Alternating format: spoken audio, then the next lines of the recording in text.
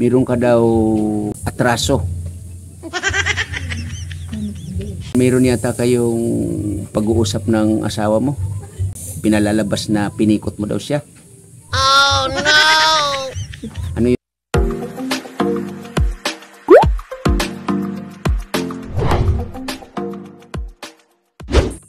Isang mapagpalang araw mga kalingap, mga kababayan, ano, at ayan, may panibago tayong vlog. Ayan, isang single mom ang inilapit po sa atin. Mga kalingap, mga kababayan, samahan nyo ko at alamin natin kung ano ang nasa likod ng kwento nila. Let's go. Ayan, dito tayo sa isang makipot na daan. Ayan. Ito yun, nandito yung nag-recommend sa atin. Ayan. Kuya Wins, kumusta? Okay lang po. Ano ba ang istorya ng pamilyang ito na inilapit niyo sa akin? Hindi ko po alam ang kwento. Mas maganda siguro po tayo. Kayo na lang po ang magtanong para malaman natin yung kwento nila. Yun, maraming salamat po Kuya Wins Vlog, no? Okay po, salamat. Kasi nagiging daan ka rin sa aming pag-i-scout. Okay. Sana po tuloy-tuloy po yung paggabay nyo sa amin, sa akin, para makakita ng mga ganitong pamilya po. Wala pong problema. Yan, thank you po. Salamat po. Yan. Good morning, ate. Hello po. Nyari. Good morning. Ate, kumusta? Ito, mabuti naman. Anong pangalan ni ate? Marjorie po. Marjorie Bangati. Barito? Bangati po. Bahati. Ayan. Kaninong bahay ito, ate? Sa akin po. Sa inyo. Ito. Tapos yan ang CR ninyo. So, hindi kayo inaabot dito, ate, ng ng tubig dagat? Naabot po yan. Naabot? Po, minsan dito. Minsan dito pa? Ito. Ay, hala. Oo nga, no? Kasi nasa gilid kayo ng dagat. Ilan ang anak, ate? 5 po. 5. Ilan taon ang panganay? 14 po. 14. Yung nakasalubong ko ba na dalaga kanina, anak mo yun? Opo. Pangilan niyo? Panganay. Panganay. Ayun ang panganay mo. Ate, 5 ang anak. Nag-aaral sila lahat? Opo. Yung bunso lang po ang hindi. Ilan taon ang bunso? 3 years old. 3 years old. Asan si mister mo? Ano na po, iwalay na po kami. Iwalay na. Anong nangyari? Nag-iwalay po dahil sa hindi naman po kaya yung pamilya. Yun ang ate, kasi sa pagsasaliksik namin, kasi may naglapit sa inyo na kung pwede ko daw mapasyalan. Ngayon, inalam namin yung sitwasyon ninyo. Kaya kami nandito kasi nga meron kaming nalaman na meron ka daw atraso. Meron yata kayong pag-uusap ng asawa mo na parang pinalalabas na pinikot mo daw siya. Ano yung totoo, ate? Nanligaw ba siya sa'yo or ikaw ang nanligaw sa kanya?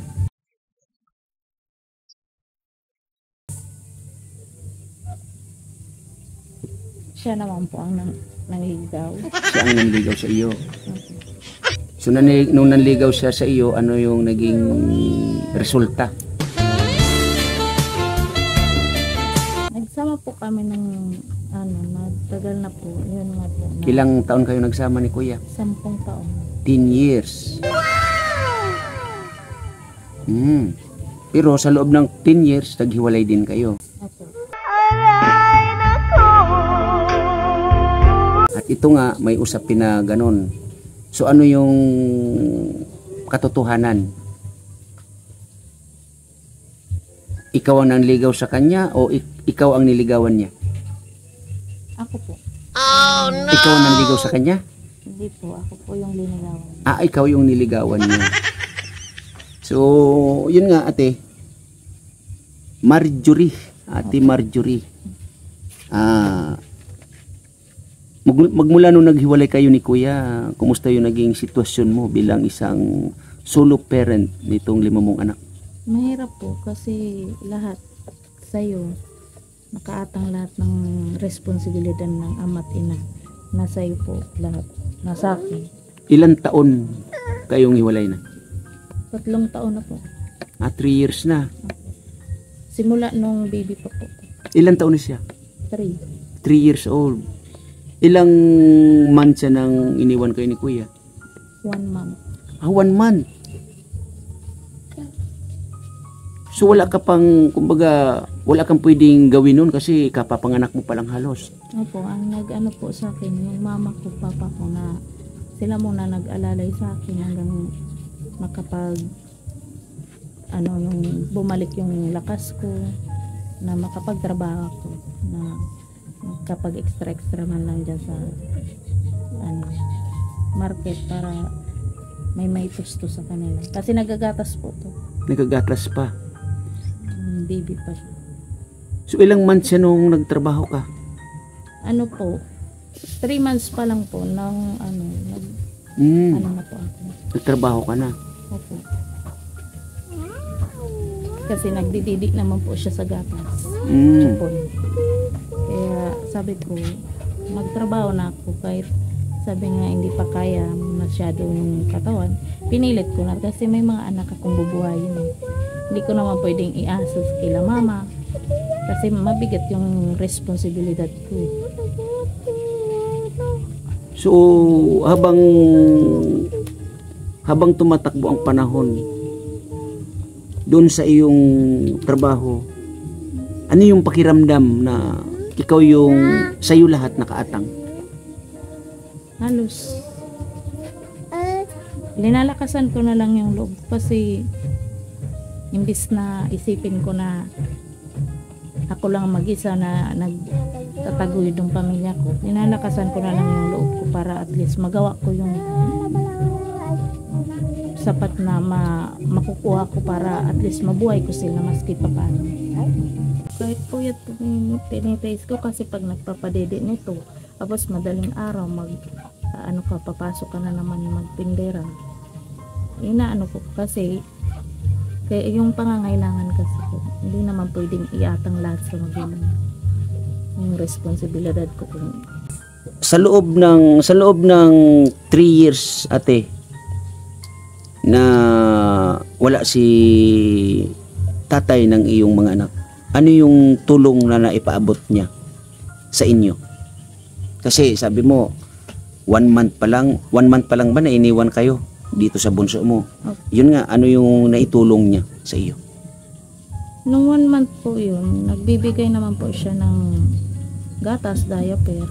Yun lang. Tapos, 5 peraso na yung tigsa 10 pagkapuna chicken. Yun lang ang pang-ulam-ulam ng mga bata. Ako naman, ang ginagawa ko naman, yung para maka-survive din, kumukuha po ako ng mga pwedeng maging gulay, na niyog, yan. Tapos, 2 tsaba po ng bigas. Yun lang ang sinasahin ko para makakain yung mga anak ng maayos kahit pa paano. Yung 2 takal ng bigas, pinagkakasya nyo yun? Opo, sa isang araw? Opo. So, sa ngayon na ito, malaki na itong bunso mo, may nakakatulong na ba sa iyo sa mga anak mo? Wala pa po. Wala pa. So saan ka kumukuha ng yung pang-araw-araw? Kasi habang lumalaki sila, ay lumalaki yung gastos. Saan ka kumukuha ng mga pang-araw-araw naman ninyo? Yun nga po, nag-extra lang po ako. Minsan sa tita ko na kinukuha ko na dyan sa AGM. Sabi, Jury, sama ka sa akin. Minsan, lumaabot din ng 450 yung isang araw. Ano yun? Araw-araw naman? Hindi po. Mga 2 araw lang. Parang extra lang po. Yun lang po. So, yun yung pinagkakakitaan mo sa ngayon? Okay. Tapos, yun ang pinagtutustos ko po dyan sa bahay. Minsan, pag uwi ko, pag galing bakery, ganyan, nag-aano po ako, bumibili na po ako ng bigas, mga pang gamit po sabon, ganyan lang po. Yun lang po muna ang inuuna ko. So sa ngayon na ito na nga malalaki na sila, nagsusuporta pa rin ba yung tatay nila? Hindi na po. Ilan taon ang pagsusuporta niya sa inyo? Nung maliit lang po yan na mga anak ko, yung pag 1 years old po nung isa ko, natigil na po. So hanggang ngayon wala na. Wala na po. May balita ka sa kanya? Wala po. So kung sakasakali, ano yung panawagan mo sa kanya? Siguro naman kilala mo siya, alam mo yung kanyang pangalan. Pwede mong banggitin kung okay lang sa'yo. At ito nga, bago pala yan, itong video mo ba na to ay pwede kong i-upload sa aking YouTube channel. Malaman nila ang kwento ng pamumuhay ninyo, ang pangyayari sa inyo, na kung bakit at sino siya. Okay ba lang ba sa'yo na may upload? Wala ka bang kinatatakutan? Wala ka bang pinangingilagan? Wala kang itinatago? Okay lang ba sa'yo? Okay po. Okay. So ngayon ulitin natin, ano yung pwede mong panawagan sa tatay nitong mga anak mo? Kasi mas malaki ngayon ang gastusin dahil sila ay nag-aaral. Okay. Ang panawagan ko na lang po kay Ronaldo Jimenez, sana kung nasan ka man ngayon, sana isipin mo pa rin yung pangangailangan ng anak mo, maibigay mo pa rin. Huwag lang puro yung sarili mo lang yung iniisip mo, kasi marami talagang pangangailangan na ko dito sa mga bata, lalong-lalo na po ngayon na magpapasok ka na. Kahit pa paano, matulungan niya rin po ako. Kung makikita niya po itong video. Sa tingin mo ate may pamilya siya, di ba? Meron po. Yun lang. Sinong nauna, ikaw o yung Sila pamilya po. mo?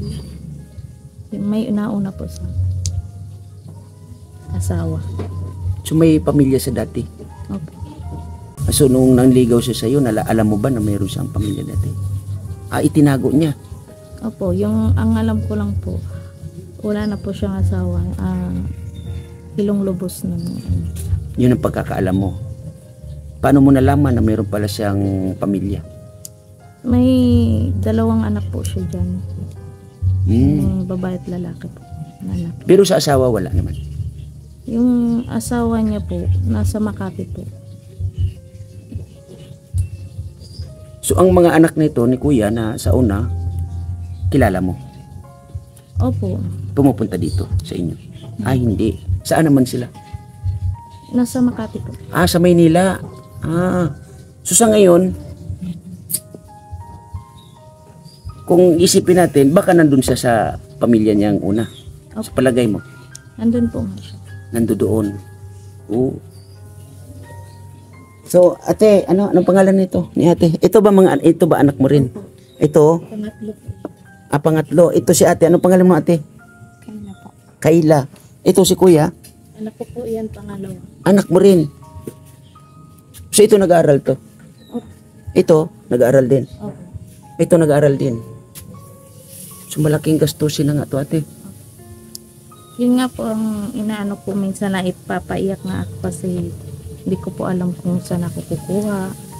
Minsan, linalakasan ko na lang loob ko para at least may makuha ako na kahit ko konti, makapag-ipon-ipon ng mga gamit nila.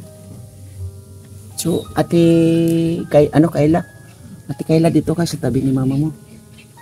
Ilang taon ka na ate? Mga 14 po. Anong pangalan ni ate? 14 ay Kayla po. Kayla.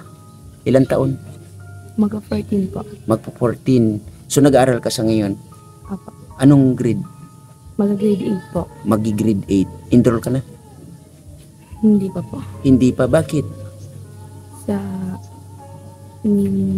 sunod po ay sa July 9, 29 po. July 29 pa naman ang enrollment. So, makaka-enroll ka? Apo. Okay. So, sure ang pag-aral mo bilang isang grade 8. Okay, Kayla. Ilang taon ka nung iniwan kayo ng papa ninyo? 12. 12 years old. So, tanda mo na. Sa tingin mo, ano yung naging dahilan bakit iniwan kayo ng papa ninyo? Sa tingin mo lang ha?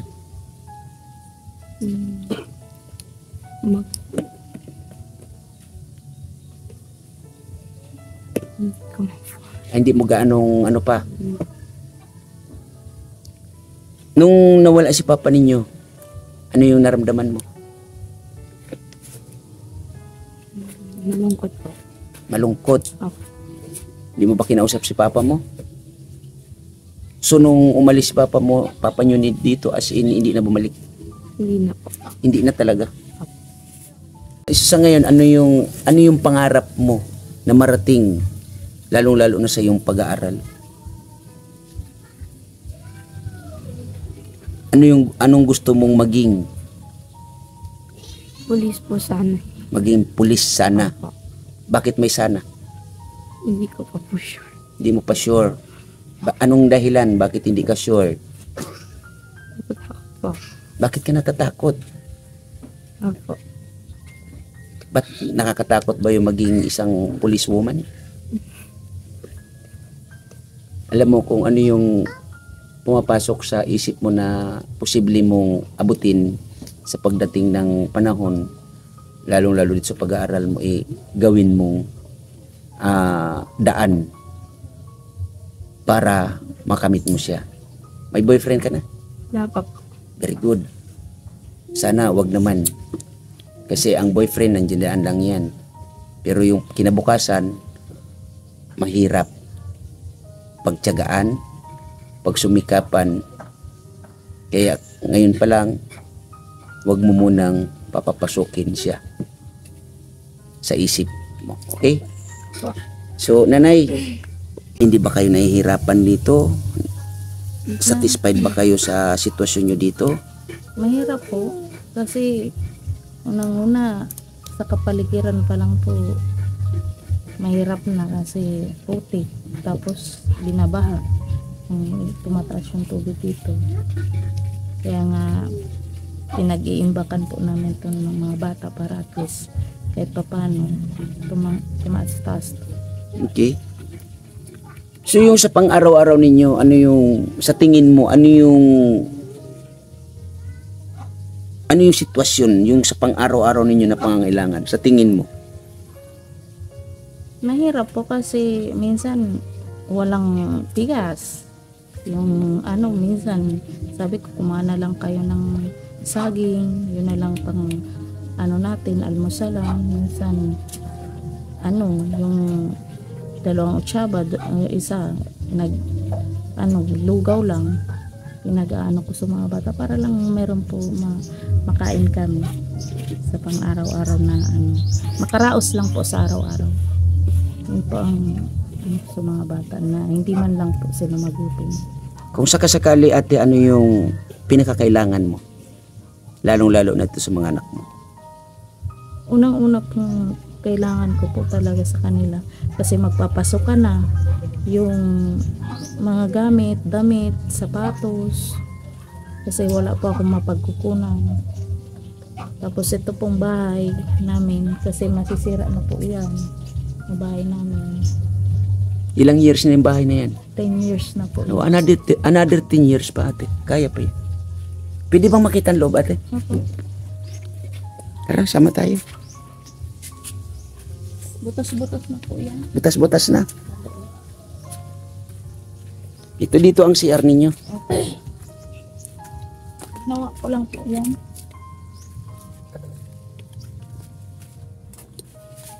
Uy, oo nga.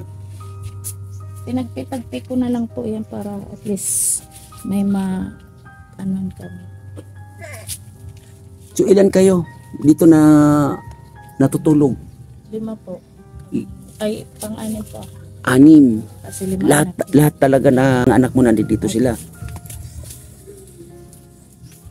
So, sa loob ng 3 years ninyo na hiwalay ni Kuya, buti hindi mo naisipan na mag-asawang muli. Hindi mo na kasi kailangan pa ng mga bata. Pero may nagaan na rin. Pero sabi ko, ganitong kalagayan ko. May 5 akong anak. Tapos nagpapaaral. Sabi ko, kung kaya mo kung suportahan, hindi pwede. Pero kung hindi, mas uunahin ko pamilya sa pag-ibig na Ano naman ang tugon niya sa'yo? Sabi niya naman, tutulungan niya daw ako. Magtutulungan kami. Okay. Pero, So, okay na. ano po. Okay na yung usapan ninyo na ganun. Hindi pa naman po kasi ano pa lang. Kung sa ano na nagpapaano pa lang siya. Nagpaparamdam pa lang. Para sa akin, ate, may papayo ko lang mas okay na na focus ka sa iyong mga anak. Total, natiis mo na yung 3 years, di ba? Yun nga, kwento mo na 1 month pa lang kamo ito. Ang ngayon ay 3 years na. Natiis mo. Nagawan mo ng solusyon yung mga dapat na masolusyonan, di ba? Opo. Nagawa mo naman. Ngayon pa kaya? Kaya mas para sa akin lang, hindi naman sa inaano ko yung para sa akin lang, mas okay na yan pagpatuloy mo yung kung ano ang nasimulan mo dito sa mga anak mo. Kasi mahirap yung another. Di natin masabi. Siyempre, magsasama kayo. Magbubuntis ka. So, di ba? Para sa'yo, another naman. Okay lang kasi kung nandiyan naman siya, mas okay. Pero, hindi natin masabi ang panahon. Di ba? Kasi unang-una, may mga anak ka na 5. At ilan ba ang babaeng mong anak? 4. So 4 ang anak mo na babae, nag-iisang lalaki. Di ba? Sa akin lang ate, unahin mo ang kapakanan ng mga anak mo. Lalong-lalo na itong mga kababaihan. Okay? Yun yung pinaka-importante at pinakamahalaga. Sabi ko nga, ulitin ko, nagampanan mo na yung 1 month pa lang yung bunso. Ngayon pa kaya na 3 years na. Mas okay na yan. Isipin mong maigi, himayin mong maigi, pagplanuhan mong maigi. So sa ngayon, pansamantala, hanggang dito muna yung ating pag-uusap ate. Basta ang may papayo ko sa iyo, gabayan, antabayanan, ibigay sa mga anak yung dapat na responsibilidad. Total, nasolo mo na, kung maari, tuloy-tuloy ka lang. Okay? Ayan, maraming salamat ate sa pagbahagi ng kwento ng buhay, pamumuhay ninyo dito. Maraming salamat. Unang-una Kuya Bal Santos Matubang, Ate Ina Vlogs, Kalinga Prab, at shout out sa lahat ng ating ambassador, at sa lahat ng deputy, shout out po sa inyong lahat. At maraming salamat sa mga tumutulong sa ating YouTube channel. Ma'am Jenny Stordiban, Ate Duldo Mondon, Ate Joy Meet, Ate Lorin Nimuto, Miss Bais Joy, Miss Yay, Ate Irene DB, Ate Marie Istanbul, Turkey. Maraming salamat po sa inyong suporta. At sa mga nandito sa aking premiere, maraming salamat po sa inyo. At lalong-lalo na Team Kuroda, maraming salamat po Ma'am Ana Kuroda sa inyong suporta. At shout out Daday Mix TV, shout out din Darius Skip Minat. At maraming salamat din sa KTB Angels 100. Shout out po sa inyong lahat, lalong-lalo na kay Tisa Layler. Shout out po sa iyo.